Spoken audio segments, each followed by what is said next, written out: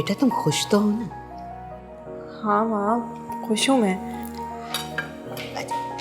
अच्छा वो दानियाल का रवैया तुम्हारे साथ कैसा है? दानियाल का रवैया? माँ, दानियाल की मोहब्बत पाकर इन 4 दिनों में मैंने अपना आप उन्हें दे दिया। वरना मैं तो यही समझती थी कि मैं कभी सैम को भूल नहीं सकूंगी। शुक्र अल्हम्दुलिल्लाह। बेटा अल्लाह ताला ने मियाँ बीवी का रिश्ता ही ऐसा बनाया है कि वो दोनों एक दूसरे से मोहब्बत करें, और अल्लाह ने ख़ास तौर पे औरत का दिल अपने शौहर के लिए बड़ा नर्म बनाया है। इसीलिए तो वो एक ही दिन में दुनिया के सारे दुख भुलाकर अपने शौहर की हो जाती है। माँ, बेशक दानियाल की मोहब्बत ने मुझे अपना बना लिया है, मगर मैं साइम की मोहब्बत और उसके गम को कभी नहीं भुला सकती। बेटा अल्लाह ताला ने उसकी मौत का वक्त मुकर्रर किया था। उसकी इतनी ही जिंदगी थी। तुम साइम का दुख भुलाने की कोशिश करती रहो। माँ, मेरा इस पे यकीन है कि इंसान अपनी जिंदगी लिखवा कर आता है और उतना ही जीता है जितना लिखा होता है। अगर साइम अपनी मौत नहीं मरा था, उसको मारा गया था, उसका कत्ल हुआ था। मैं उसके कातिलों को कभी माफ नहीं करूंगी, ना इस दुनिया में और ना ही अगली दुनिया में। मेरी हर नमाज में दुआओं के साथ साथ साइम के कातिलों के लिए बद्दुआएं भी शामिल रहेंगी। बेटा अल्लाह ताला सब्र करने वालों को बेहतरीन अजर देता है। यही अजर है माँ, साइम की नाहक खून के एक एक कतरे का हिसाब। उसको बेबस करने में, उसकी जान लेने में, तड़पाने में जो भी शामिल है, उसको कभी खुशियां नसीब नहीं हो, कभी नहीं। मैं सारी उम्र अल्लाह से यही इल्तिजा करती रहूंगी माँ, साइम के कातिल सिसक सिसक कर, तड़प तड़प कर मरे। माँ, मैं ना ही कभी साइम की मौत का गम भूल सकती हूँ और ना ही उसका कत्ल माफ कर सकती हूँ। कभी नहीं, कभी भी नहीं माँ। बस बेटा बस चुप हो जाओ। तुम देखना अल्लाह साइम की मौत का बदला जरूर लेगा, और इसकी मौत के जिम्मेदार लोगों को यकीनन सख्त से सख्त तरीन सजा देगा।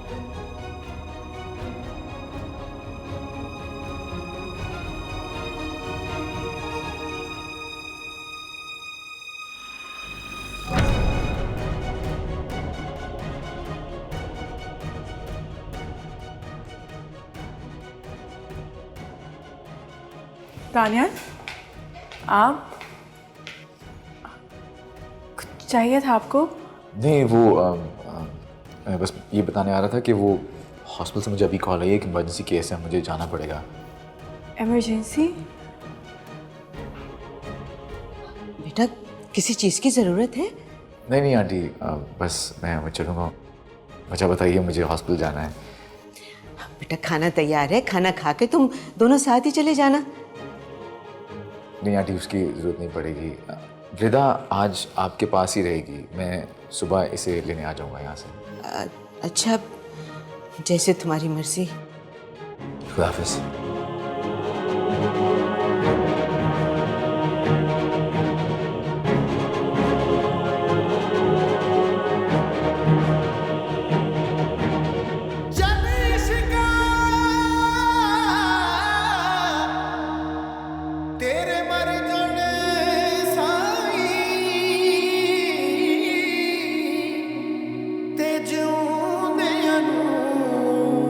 मार मुकावे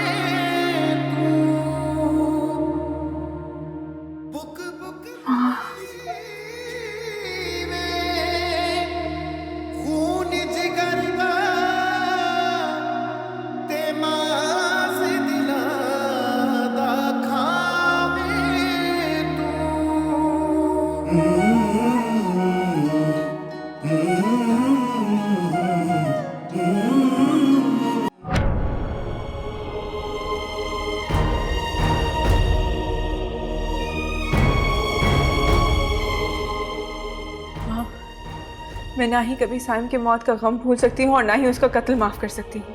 कभी नहीं, कभी भी नहीं माँ।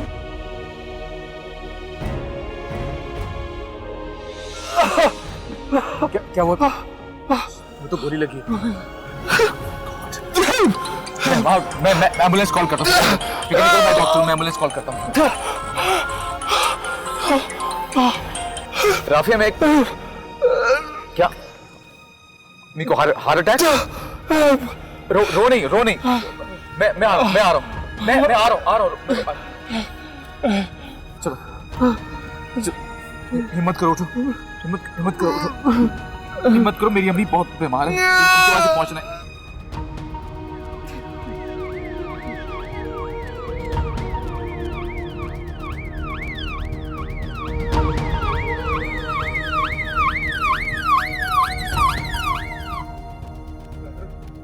सॉरी मेरे दोस्त, पुलिस आ रही है, वो तुम्हें ले जाएगी अस्पताल। तुम बस उठे रहो, उठे रहो, बस आंखें खोले रखो अपनी। वो आ रही है, तुम्हें ले जाएगी। मैं बल्कि एम्बुलेंस को कॉल करता हूँ।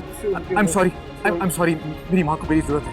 आई एम रियली सॉरी मेरे दोस्त। I am so sorry. Ambulance आ जाएगी, फिक्र मत करो, जागे रहो।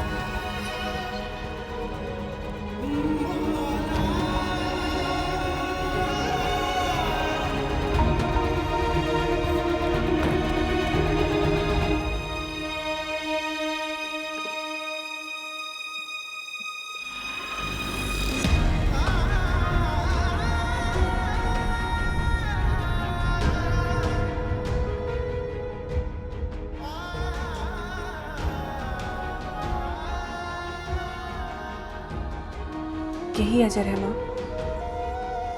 साइम की नाहक खून के एक एक कतरे का हिसाब उसको बेबस करने में, उसकी जान लेने में, तड़पाने में जो भी शामिल है, उसको कभी खुशियां नसीब नहीं हो, कभी नहीं।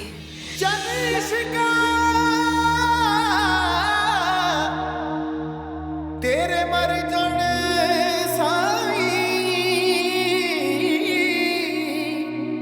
ते जिउंदियां नूं मार मुकावे तू,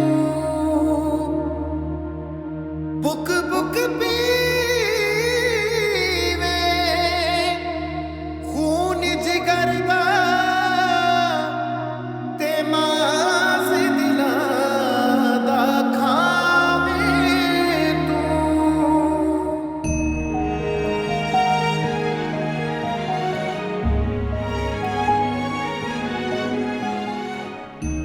तुम्हारी शादी का एल्बम? हाँ, ये यहाँ रखा हुआ था और दानियाल भी यहीं बैठे थे। शायद वो ये एल्बम देख रहे थे। रिदा, कहीं वो ये देखकर परेशान तो नहीं हो गया और इसी की वजह से अचानक तो नहीं चला गया? नहीं माँ, ना हमने उनसे कुछ छुपाया है और ना ही कोई झूठ बोला है, तो वो ये देख के परेशान क्यों होंगे या नाराज भी क्यों होंगे? नहीं बेटा, नहीं। देखो, वो एक मर्द है, तुम्हारा शौहर है, और किसी भी शौहर में इतना बड़ा ज़र्फ नहीं होता कि वो अपनी बीवी को किसी और के साथ।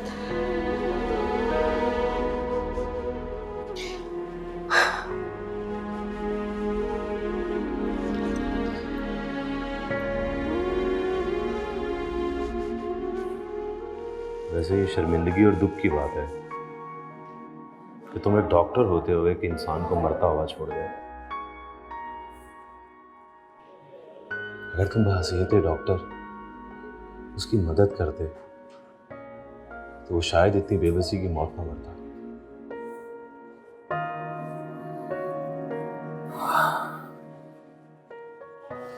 लेकिन मैं तुम्हें साइम की मौत का कसूरवार नहीं समझता। तुमने उसे कुछ नहीं किया, गोली तो उसे कोई और लोग मार के गए थे। मारने वाले तो मार कर चले गए थे यार, लेकिन मदद तो उसने मुझसे मांगी थी। वो बेबसी की मौत सिर्फ मेरी वजह से मरा है। वो कैसे? यार वो गोली लगने के बाद जिंदा था और मुझसे जिंदगी की भीख मांग रहा था। उसे मुझे सब कुछ भूल भाल के उसकी मदद करनी चाहिए थी। हालांकि अम्मी हॉस्पिटल में थी, फिर भी रफिया थी उनके पास, उनकी जान बचाने के लिए कई डॉक्टर्स भी मौजूद थे। लेकिन साहिब उस वक्त सड़क पर अकेला, लाचार, जरूरत थी उसे मेरी। लेकिन मैं सिर्फ एक जज्बाती बेटा होकर वहां से भाग गया। एक फर्ज था मेरा डॉक्टर की हैसियत से, वही भूल गया मैं। एनीवे, जो होना था वो हो गया। दुख और पछतावे के अलावा और कुछ नहीं है। साहिम की मौत का दुख मेरे लिए एहसास जुर्म बन चुका है। मुझे लगता है कि रिदा का मुजरिम मैं हूं। दानियाल, तुम रिदा के मुजरिम नहीं हो। अपने आप को कसूरवार मत ठहराओ तुम। बल्कि अल्लाह ने तुम्हें और रिदा को मिलाना ही इसी तरह था। मुझे तो ऐसे लगता है कि अल्लाह ने तुम्हें ज़ैनब आंटी और रिदा की जिंदगी में भेजा ही इसलिए है कि तुम उनके दुखों का मदावा कर सको। अब तुम उनका बहुत ख्याल रखना। देखना, अल्लाह ताला तुम्हारी ये छोटी सी भूल माफ कर देगा। मेरे इस दानिस्ता जुर्म को छोटी सी भूल तो ना कहो ना यार। तो फिर तुम क्या चाहते हो दानियाल? मुझे खुद नहीं पता मैं क्या चाहता हूं। दानियाल, मेरी बात तो सुनो। सॉरी यार, मैं बहुत परेशान हूं। सच में मैं किसी की बात नहीं सुन सकता। सॉरी।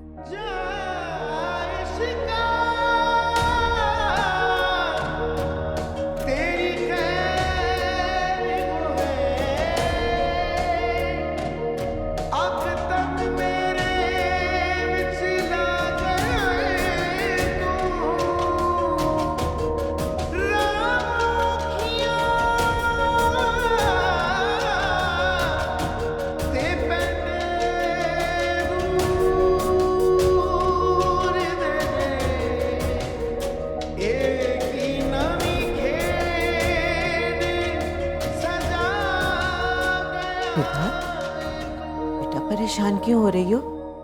दानियाल आ जाएगा। हाँ माँ, आ जाएंगे इंशाल्लाह, खैरियत ही होगी। अब तो खुद भी देख लिया है मैंने कि डॉक्टर जब इमरजेंसी में होते हैं तो उन्हें पेशेंट के अलावा कुछ नहीं सोचता।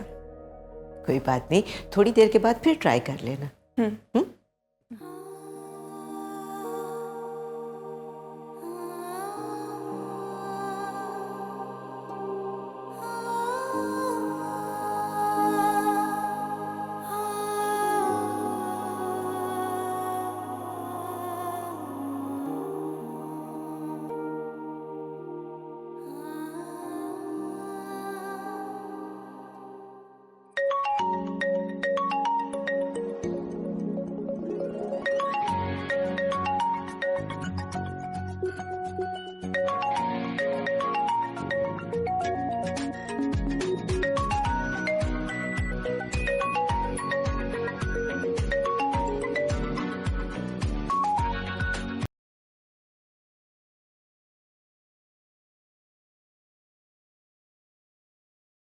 आपका मतलूबा नंबर इस वक्त बंद है। माँ, वो फोन नहीं उठा रहा है। बेटा वो वाकया में ही किसी इमरजेंसी में बिजी होगा। अल्लाह खैर करेगा। अल्लाह खैर करेगा। तुम थोड़ी देर के बाद दोबारा ट्राई कर लेना। हाँ, परेशान ना हो। हाँ माँ, आप भी रेस्ट करें, मैं थोड़ी देर में आ जाती हूँ।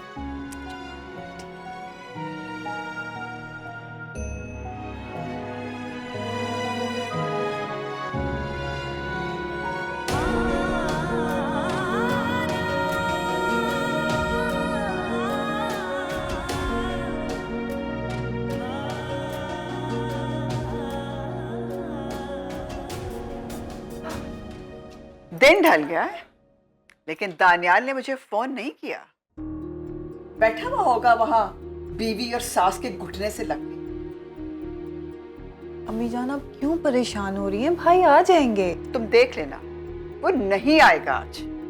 उसको वो रोक लेगी, ज़ैनब उसको नहीं आने देगी, वही रोकेगी उसको।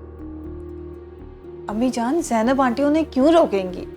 अच्छा चले मान लिया वो रोक भी लेती हैं तो क्या फर्क पड़ता है, वो भी तो भाई की माँ जैसी हैं।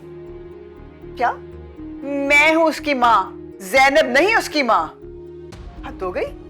भाई अस्सलाम वालेकुम। वालेकुम सलाम। भाभी कहाँ है? वो नहीं आई। उसकी माँ ने उसको रोक लिया होगा ना, तुम्हें भी रोका होगा, तो रुक जाते ना। माँ क्या हो गया आपको, क्यों ऐसी बातें कर रही हैं आप? क्यों रिदा और ज़ैनब आंटी से बदगुमान हुई हुई हैं? लो, मैं क्यों उनसे बदगुमान होंगी? तो फिर ऐसी बातें आप क्यों कर रही हैं? 2 दिनों से आप इतने गुस्से में, इतना क्यों बदल गई हैं आप? मैं बदल गई हूँ? मैं या तुम बदल गए हो? 2 दिन में तुम तो बिल्कुल बीवी के होके रह गए हो। माँ को भुला ही दिए तुमने, और मुझे कहते हो कि मैं गुस्सा करती हूँ, मैं बदगुमान होती हूँ। आप सिर्फ बदगुमानी नहीं, फहमी भी हो गई हैं। वहम का कोई इलाज नहीं अम्मी। देखा तुमने कितनी बदतमीजी से मुझसे बात करके गया है, और तुम कहती हो कि मैं गुस्से में रहती हूँ, मैं इस पे गुस्सा करती हूँ। ये दोनों माँ बेटियां तो बिल्कुल जादू करनियां हैं, जादू करती है मेरे बच्चे पे।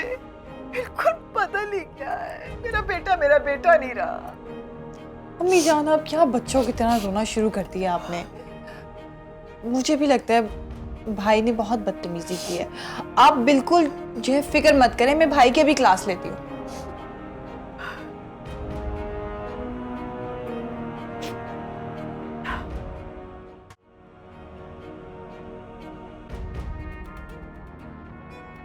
मैं बदल गई हूँ? मैं या तुम बदल गए हो? 2 दिन में तुम तो बिल्कुल बीवी के होके रह गए हो। माँ को भुला ही दिए तुमने, और मुझे कहते हो कि मैं गुस्सा करती हूँ, मैं बदगुमान होती हूँ। साइम की नाहक खून के एक एक कतरे का हिसाब उसको बेबस करने में, उसकी जान लेने में, तड़पाने में जो भी शामिल है, उसको कभी खुशियां नसीब नहीं हो, कभी नहीं।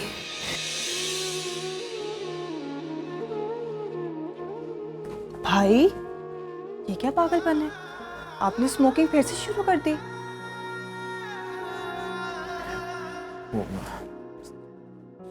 मैं स्ट्रेस में था बस थोड़ा सा। वो तो आपके मुंह पे 12 बजे हुए और मुझे नजर भी आ रहे हैं। अब आप मुझे इसकी वजह भी बता दें। अब याद आया मुझे, आपके साथ भाभी क्यों नहीं आई? भाई मैं आपसे बात कर रही हूँ। क्या बात है? अब आप मुझे परेशान लग रहे हैं। बहुत गिल्टी फील कर रहा हूँ मैं। भाई आप गिल्टी फील कर रहे हैं, मगर क्यों?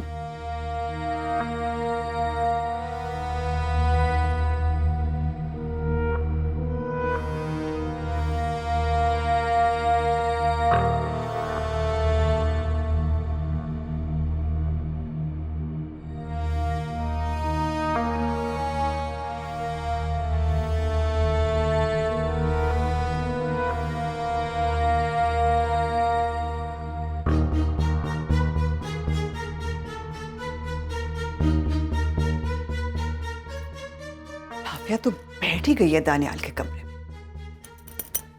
पता नहीं क्या बातें कर रहे होंगे दोनों बहन भाई। एक तो ये रिदा जब से हमारी जिंदगी में आई है, मेरे दोनों बच्चे मुझसे दूर कर दिए इसने। एक तो दानियाल को भी देखो ना, इस बुरी तरह से रिदा की मोहब्बत में गिरफ्तार हो गया है। और राफिया, उसको तो रिदा की हिमायत के अलावा काम ही कोई। चेक करना पड़ेगा। देर से बातें कर रही। तुम नहीं जानती मैं रिदा का कितना बड़ा मुजरिम हूं।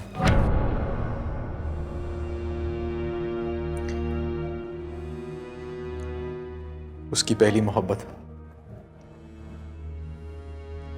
उसका शौहर,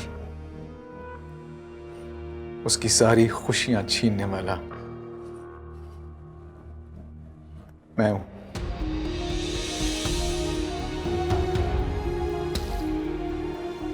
मैं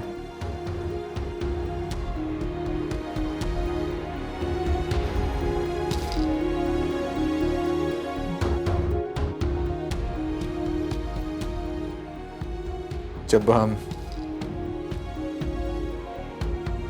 रिदा का शौहर अपने वलीमे की रात एक सुनसान सड़क पर बेबसी से तड़प रहा था,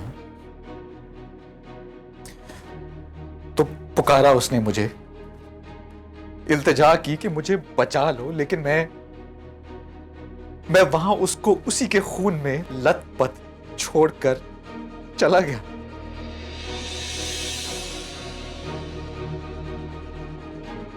इंसानियत की खिदमत करने का दावा करने वाला, कसम उठाने वाला ये डॉक्टर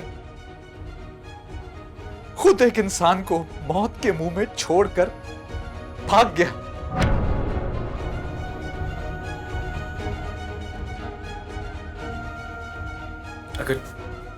अगर उस रात मैं अगर रिदा के हस्बैंड को बचा लेता ना, तो आज रिदा बेवा ना होती। ये जो जिल्लत उठाती है, वो जिस रुसवाई का सामना करना पड़ता है उसे, जो वो ताने सुनती है हर वक्त, उसका जिम्मेदार मैं हूं। मैं बहुत बुरा हूं, बहुत बुरा हूं।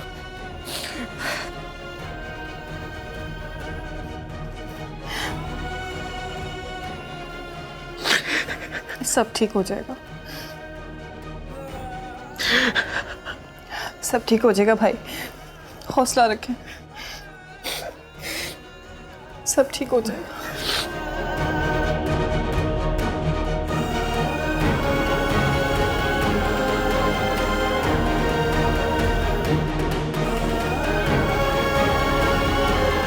साइम के खून के छींटे मेरे दानियाल के दामन पर है। या अल्लाह, या अल्लाह, ये मैं क्या सुन रही हूँ?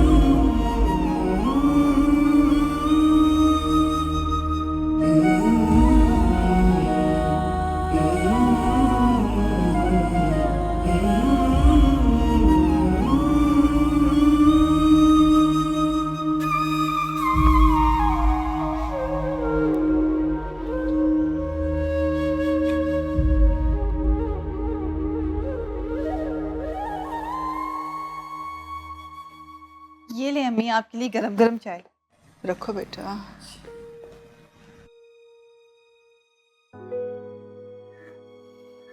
बेटा, दानियाल क्या कर रहा है? अम्मी भाई तो सारी रात से जाए नमाज पर बैठे हैं।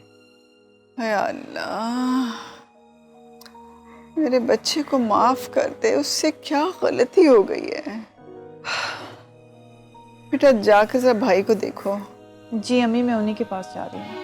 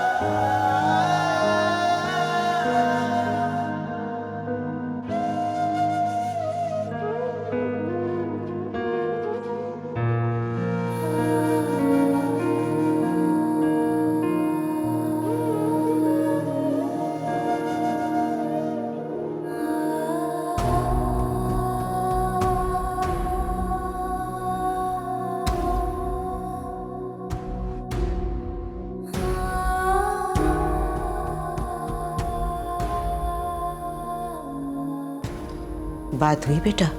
माँ, दानियाल ने कल रात को कहा था कि सुबह लेने आएंगे। अब तो शाम होने वाली है, ना खुद आए हैं और ना ही उनकी कोई खबर आई है। तुमने दोबारा फोन किया था? माँ, कल रात से कॉल्स कर रही हूँ मैं उन्हें, फ़ोन उठाना दूर, अब तो उनका फ़ोन भी बंद है। ये तो वाकई में परेशानी वाली बात है। माँ, कहीं वो उस एल्बम की वजह से मुझसे नाराज तो नहीं हो गए होंगे? पता नहीं, हो भी सकता है। मुझे कुछ समझ नहीं आ रहा कि मैं क्या करूं। रिदा, बेटा अपने घर चली जाओ। मैं ऐसे खुद अकेली कैसे चली जाऊं? मैं तुम्हें छोड़ कर आती हूँ, ठीक है? आप मुझे छोड़ने जाएंगी? हाँ, मुझे नहीं लगता कि ये मुनासिब है कि आप मुझे इस तरीके से वहां छोड़ने जाएं। बेटा, इस वक्त मुनासिब नामुनासिब को छोड़ो। बेटा, मैं नहीं चाहती कि तुम्हारे और दानियाल के दरमियान में छोटी सी गलतफहमी भी फासले बढ़ा दे। शाबाश, जल्दी से तैयार हो जाओ, हम चलते हैं। ठीक है।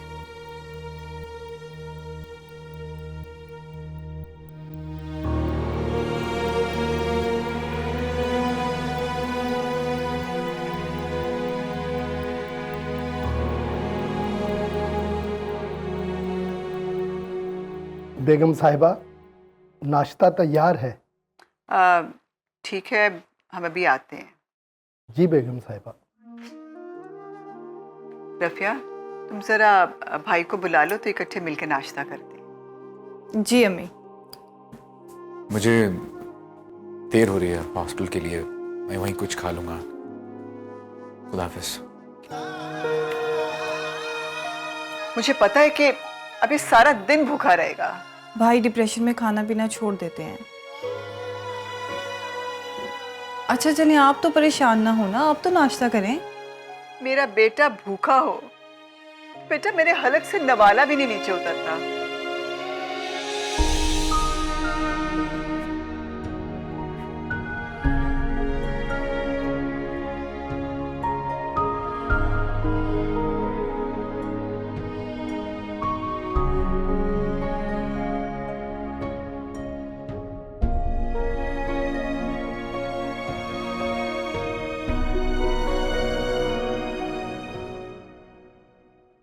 दानियाल, तुम खामखा डिप्रेशन में जा रहे हो। इस तरह तुम रिदा को मजीद परेशान कर दोगे। तुमने अपना नंबर बंद किया हुआ है, ये कहाँ की शराफत है? मुझे लगता है मैं उसका सामना ही नहीं कर पाऊंगा यार।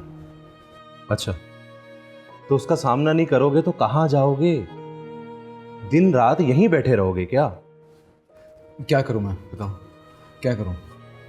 देखो, तुम्हारा और साइम का मामला रिदा को तो मालूम नहीं है ना।